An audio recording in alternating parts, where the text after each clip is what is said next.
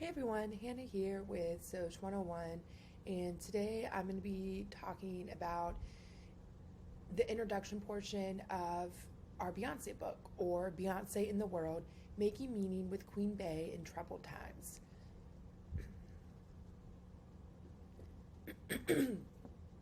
Okay, so this is a lecture that I'm adapting because I wanted to give you all extra time to work on your group project as a class. But you also need that foundation of better understanding the intro stuff from the Beyonce book. So I decided to record this lecture and you can watch it on your own time. That way, your group will have time to work in class either Thursday or Friday. All right. So instead of that group check-in, you're going to do that instead, like a full work day. And then the discussion questions I'm posing, you can just sort of think about them, let them marinate, and then we will go from there.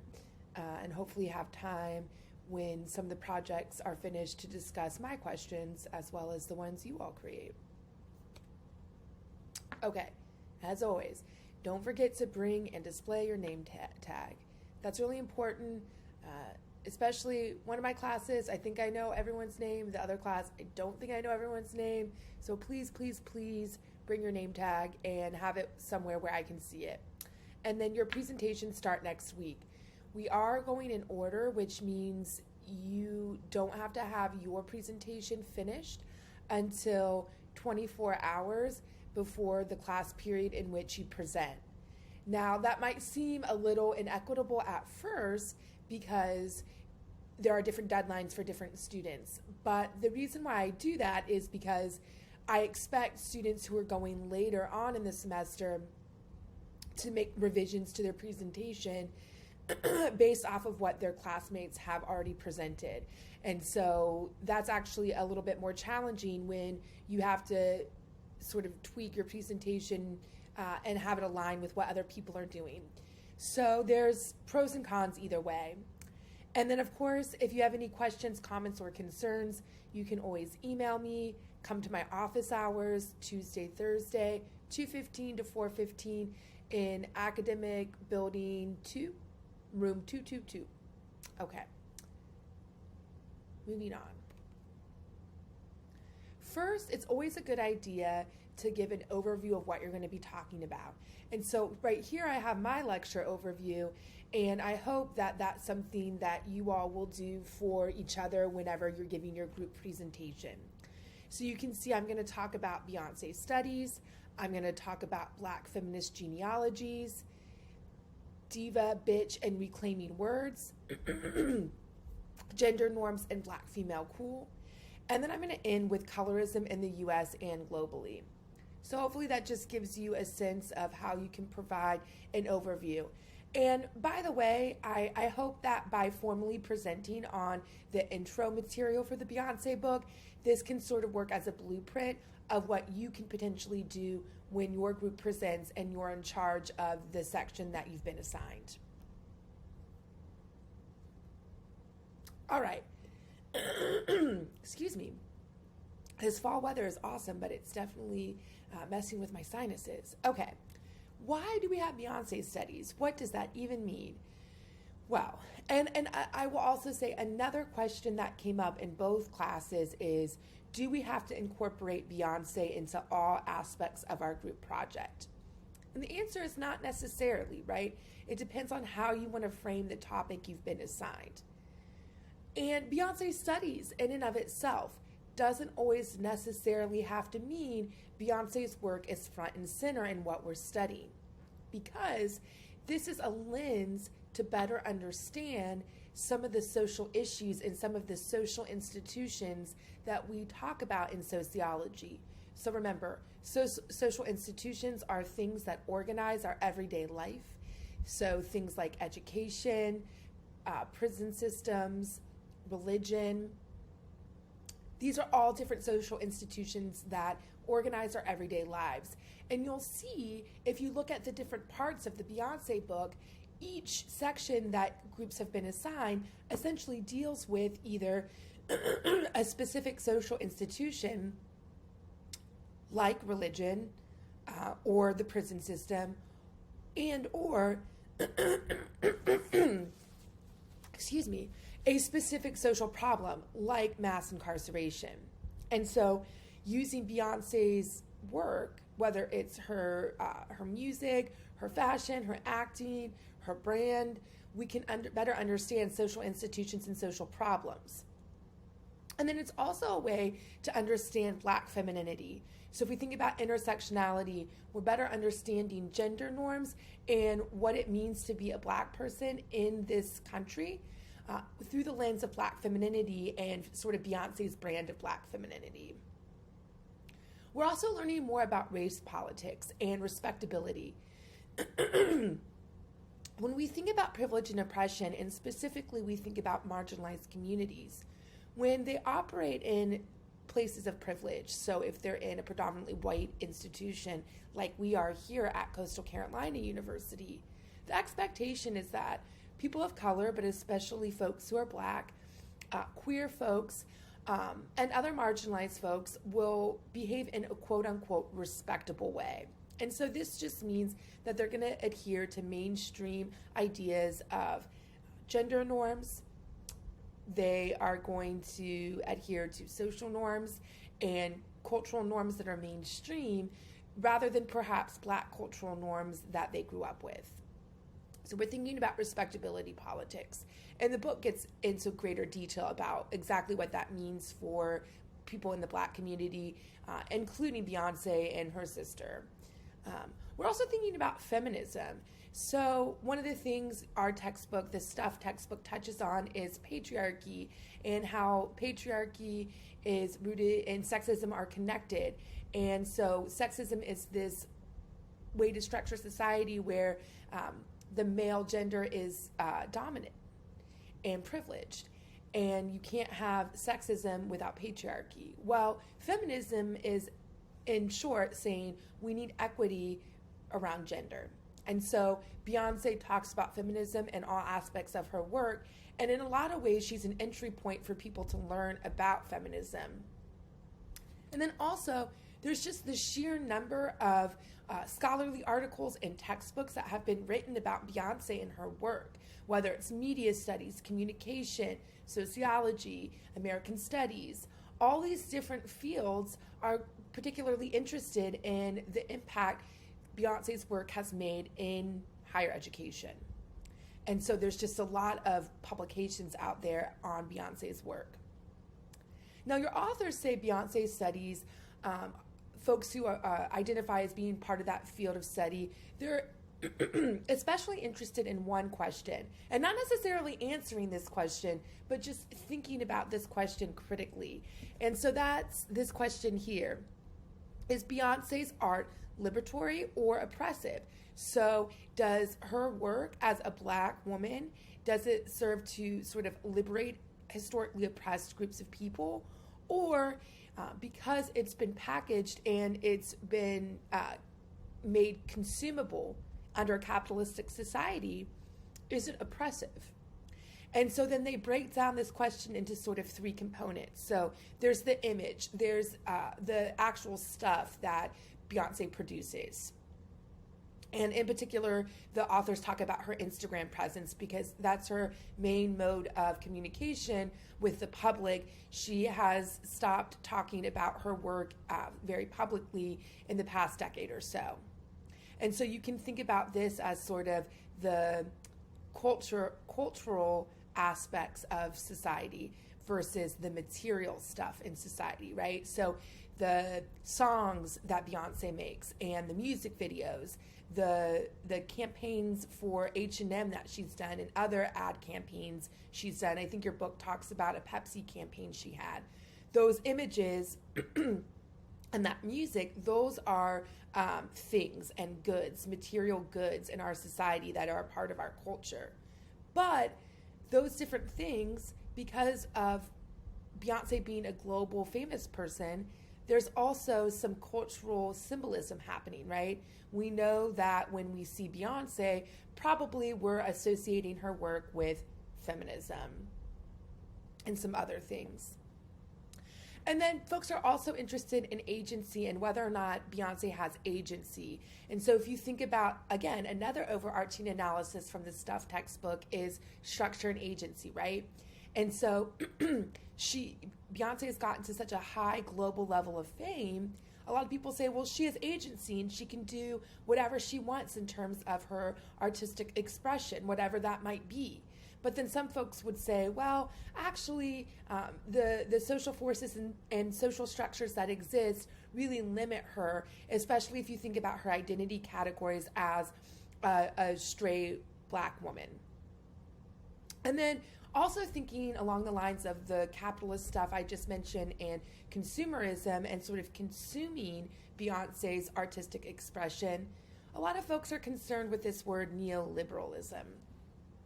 And so if you recall from earlier in the semester, and there is a textbook definition of neoliberalism in the glossary of the Stuff textbook, we're thinking about new liberalism or liberalism that exists under capitalism. So it's very mild, it's very much aligned with capitalist ideas of consumption, and so it's packaging and selling liberal ideas. And so there are folks in Beyonce's studies who are concerned that what Beyonce does with feminism is she essentially neoliberalizes it, she tames it, she mutes the radicalness of feminism historically and makes it packageable and consumable, sellable in a capitalistic society. And so there are some concerns with neoliberalism as well.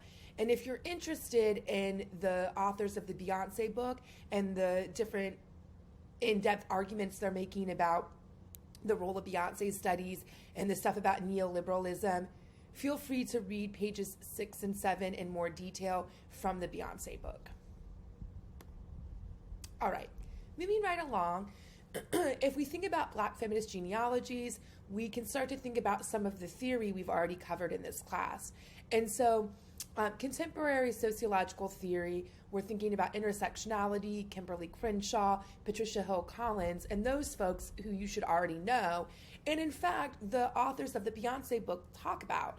And they talk about how there was this moment in time where Beyonce's media, pop culture status was really blowing up, and intersectional feminism was also receiving a lot of mainstream attention on social media. So this is circa 2013, right before the Black Lives Matter movement went viral. However, we also have to pay attention to folks like Davis. So Davis is an even more contemporary intersectional theorist who says it's not enough to dissect social institutions and our everyday lives using intersectionality, which of course Crenshaw and Collins said was important, but we actually have to do something about these issues, and we have to do something with our intersectional analysis. And so Davis refers to this as praxis, where we as people who are learning about intersectionality, we need to be doing stuff to dismantle the inequities that exist based off all these different identity categories. And then I also pull in Beth Ritchie and Hilary Potter's work because they're also more contemporary intersectional theorists in the field of criminology. And they're particularly interested in looking at race, class, gender, and other aspects of identity. So again, taking that intersectional approach to the field of criminology. And this becomes especially important to Beyonce's studies and the Beyonce book we're reading, because there's a huge emphasis on looking at the criminal system and freedom and politics and the impact Beyonce's had on those social institutions. And then finally, I want to talk about my positionality. This is something the textbook authors of the Beyonce book talk about. And this is essentially saying, okay, me as a white, gay researcher, feminist, woman, those are all the identity categories I possess, and that is my entry point into caring about the impact Beyonce's work and the impact feminism has had on mainstream audiences. That's my entry point. There are certain things about Beyonce's studies and about intersectionality, really, that I'll never fully understand. I just don't know what it means to be a Black woman living in the United States the way Beyonce does. But at the same time, I also don't know what it's like to be a man operating in our society. And so when we start to think critically and use intersectional analyses to understand social institutions and social problems, it can be really powerful to state your positionality. So I'm doing that here. The textbook authors do that in the intro of the Beyonce book. And I encourage you all to be doing that as you work on your group projects. And then finally, I have a quote from the Beyonce book by Baden McGee from page 5. By the way, this is what in-text citations should look like for this book. But what the authors are saying about Beyonce's studies in intersectionality is that intersectionality is a tool for understanding power and not just identity. And so that's another way in which more contemporary intersectional theorists are building upon the work of Kimberly Crenshaw and Patricia Hill Collins. All right. And then another thing that the authors weave into the Beyonce book is understanding the legacy of slavery in the United States. So they weave that into all the different subtopics in the different chapters of the book.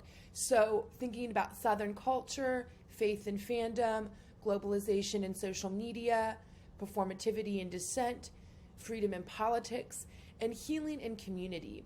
And what that means in terms of centering or recentering the legacy of slavery in our country.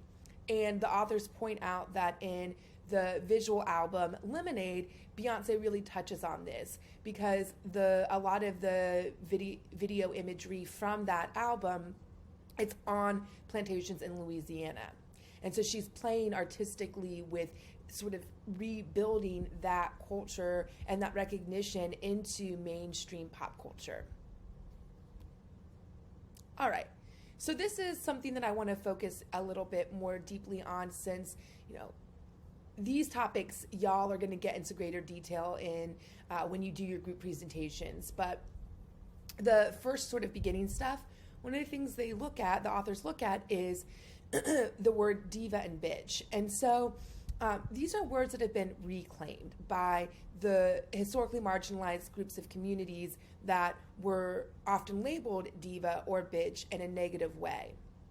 So the first question I have is, why do we reclaim words? Well, reclaiming words can be a really powerful way for historically marginalized groups to say, hey, you have had all the power to marginalize us, and we want to reclaim that power by taking this negative word, this slur, and using it ourselves in a more positive way. So the book kind of talks about diva and how a lot of Black female artists, especially pop stars, have been labeled diva, and it essentially has this negative connotation that those women are somehow problematic and high maintenance. And yet when male pop stars are behaving that way, there really isn't an equivalent word, right? There isn't a negative word that we call them. And so that's diva. But we can also see something similar happening to non-famous women, and it's where women are called bitches, quite literally, in workspaces if they're too aggressive, in friend circles if women are behaving in a way that they're not supposed to. And so I think diva has been reclaimed in mainstream to a mainstream audience by famous celebrities like Beyonce, like Whitney Houston or Mariah Carey. But bitch is kind of interesting because I feel like younger generations of girls and women don't necessarily reclaim this word. But during the 60s and 70s, at the height of the women's liberation movement, the word was reclaimed. And women started calling each other bitch or using the word bitch in different spaces. And in fact, there is a feminist magazine called Bitch Magazine that started around that time, I think the 70s, and it's still in circulation today.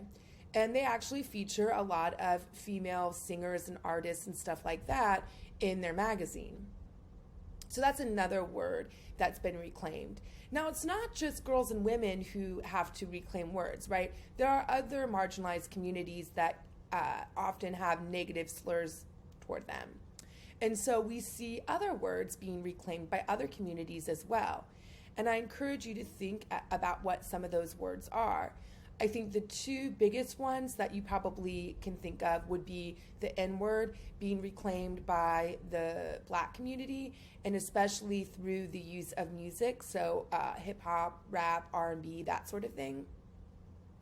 And also the word queer by the LGBTQ plus community. All right, so hopefully we have time for a bigger discussion about reclaiming words and the power that that holds later once folks have started getting set up with their presentations. But for now, I'll leave it at that. Okay, next, gender norms in the Black female cool. So this is just real quick, I want to point out that the textbook authors at the beginning of the book, they talk about how Beyonce and Solange, her sister, embody this idea of being read as cool, and a lot of it has to do with the fact that Black culture has this element of coolness, and yet it also is often erased from our society when it's reappropriated by more mainstream artists and or often white artists. So Black women historically have been viewed as cool, and then after sort of talking about what that means in terms of Beyonce and Solange, the authors talk about historically some of the other Black women who have been a part of this Black female coolness, including a lot of musicians like Sister Rosetta Tharpe. Okay, but at the same time, Black women are more likely to be hypersexualized. Like, we know that pop singers are pretty much always hypersexualized if they're women, except maybe if they're queer. But Black women are even more hypersexualized a lot of the time. And the textbook authors talk a lot about that, and about how for a lot of Black women, like, they have had to talk a lot about, like, you know, their butts being hypersexualized. And so if you think about Beyonce's earlier career and the song Bootylicious, like, you know, and thinking about structure and agency, did she, you know, lean into this stereotype about hypersexualized Black women? Yes. Did she have agency, or was that really the powers that be sort of, you know, really encouraging her to write and perform songs like that? And then also this all links back to the erasure of Black female musicians. And so if you don't know Sister Rosetta, I encourage you to listen to her. She's an amazing, amazing pop rock singer from back in the day, and this is just one of her songs, but she's also like this really amazing guitar player. So you can see her play guitar if you want. Okay. The last thing I want to touch on is colorism in the US and globally. So we can start to think about, in mainstream media in particular, what type of Black women receive that type of representation. And the textbook authors talk about how it tends to be light-skinned women. We also know that the role of photoshopping and lightening photos is a huge problem in the United States. So at the beginning of the textbook, the authors show an image of Beyonce from an H&M ad she did maybe in 2010, 2012, something like that. And quite literally, Photoshop is used to lighten her skin, and her hair is blonde. It's like more straight. And so she's very much being sort of forced into adhering to traditional white beauty standards. And that's really what colorism gets at. Colorism also plays out in other parts of the world, especially the global South.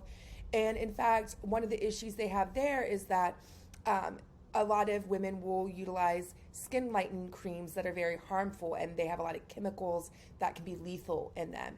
Now, here in the United States, the FDA has banned all skin lightening creams. I'm sure that women still find a way to get those. But this is an advertisement in, I believe, South Korea for whitening products, skin whitening products. But it's this idea that regardless of what your race and ethnicity is, having lighter skin tone is better. And one of the things the authors touch on is the fact that Beyonce in her artistry has been critiqued for still centering lighter skinned women of color rather than Black women of all different colors. And then the last thing that I think is important to connect to this issue of colorism is the role of consumerism and capitalism. So who stands to benefit from colorism? Well, capitalists do, because they're selling products, right? They're selling skin lightening creams. They're selling computer software programs that Photoshop.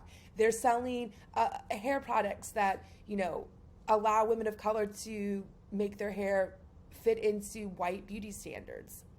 That's a huge multi-million, maybe even billion-dollar industry, is hair products and skin lightening creams. So everything, I think, we kind of joke in this class, but it really is true. Almost everything in our Social 101 class can be linked back to capitalism and consumerism and consuming things and buying things. Okay, so here are my discussion questions I hope we have time for at some point. Why do we use Beyonce and or other famous people to better understand social problems and social institutions? So that's sort of the Beyonce study stuff I talked about. Along those same lines, do we have to use Beyonce and her work to understand these issues and to understand the issues as they're written about in the Beyonce book? Why or why not? The book really highlights intersectionality in that theory. But I encourage you, especially as you're working on your group projects, to think about, are there other sociological theories we can use to analyze Beyonce and her work? Perhaps classical theorists like Weber, Durkheim, and Marx, right? So be thinking about how you can incorporate some of those ideas into your work, or even some more contemporary folks like The Sociological Imagination by C. Wright Mills and McDonaldization by Ritzer. All right, how and why does representation matter for girls and women and for people of color? So what does it mean that a Black woman like Beyonce has gained this global mainstream audience and platform, and what she's doing with that in terms of talking about police brutality in the prison industrial complex and other social problems, bringing that to a mainstream audience? What does that mean? And then, of course, I always encourage you to think of other questions and thoughts that you might have, especially about stuff from the beginning of the textbook. All right. To sort of think more about this question of, do we have to use Beyonce? Because I know that came up in the work days y'all had. This is a quote from page 23 of the Beyonce book by Bad and McGee. And, or it's actually a paraphrase idea, but essentially Beyonce as an entry point, it is an entry point to ultimately better understanding systemic inequities for women and communities of color within social institutions such as the criminal system, media, and education. So if you're interested in learning more about that, do a deep reading of page 23 of the Beyonce book. And then finally, there was one class I was talking about Beyonce's 2017 Grammy performance where she performs her duet with Kendrick Lamar. And one of the things that's cool about this is she quite literally uses history and speeches in her music. So she's integrating a socio-political, historical framework in her mainstream performances. I mean, music performances don't get much more mainstream than the Grammys. And so if you have time, watch that. And then, yeah, your class will now only be doing group check-ins and group work day on Thursday and Friday. And I will email your exit pass on your respective class dates. Bye, everyone.